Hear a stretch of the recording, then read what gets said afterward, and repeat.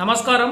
తెలంగాణలో ప్రభుత్వ ఉద్యోగ నోటిఫికేషన్లు వెంటనే విడుదల చేయాలని కోరుతూ ప్రభుత్వం మీద ఒత్తిడి తేవడం కోసం 9 రోజుల ఉద్యమం చేస్తున్నట్టు మీకు అందరికీ తెలిసిందే. ఇందులో భాగంగా ఈరోజు మొదటి రోజు పోస్ట్ కార్డు ఉద్యమం చేస్తున్నాం. ఈరోజు మీరేం చేయాలంటే మీ దగ్గరలో ఉన్న పోస్ట్ ఆఫీస్కి కానీ లేదా పక్కన ఉన్న బుక్ స్టాల్లో కానీ వెళ్తే మీకు ఇన్లాండ్ లెటర్ అని చెప్పి దొరుకుతుంది. ఇలా 3 సెక్షన్స్ ఉంటాయి, పైన మిడిల్ కింద. ఈ పైన మీరు 2 అడ్రస్ రాయాల్సి ఉంటుంది, మిడిల్లో మీ అడ్రస్ రాయాల్సి ఉంటుంది, ఇక్కడ కింద ఏం రాయొద్దు. ఇటు సైడ్ దింపితే మీరు ఏం రాయాలనుకుంటారో మొత్తం ఇక్కడ టాప్ టు బాటమ్ దాకా రాయొచ్చు అన్నమాట. ఇలా రాసిన తర్వాత మీరు ఏం చేయాలంటే దీన్ని ఇలా ఫోల్డ్ చేయాల్సి వస్తుంది. ఇట్లా ఫోల్డ్ చేయాలి.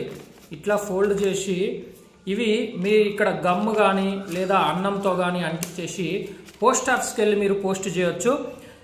మీరు పోస్ట్ ఆఫీస్లో కనుక దీన్ని కొంటే దాని మీద ఎటువంటి స్టాంప్స్ వేయాల్సిన అవసరం లేదు. దీని కాస్ట్ వచ్చేసి 2.5 రూపీస్ ఉంటుంది.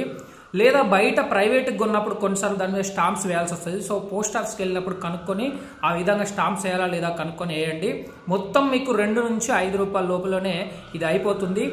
ఇది మనం సీఎంఓ ఆఫీస్కి పంపిస్తున్నాము, ముఖ్యమంత్రి గారి ఆఫీస్కి పంపిస్తున్నాము. అందరూ అదే అడ్రస్కి పంపించండి, ఎందుకంటే హ్యూజ్గా ఒకటే ఆఫీస్కి వెళ్ళాలి. ఆ అడ్రస్ నేను ఇప్పుడు డిస్ప్లే చేస్తున్నా చూడండి.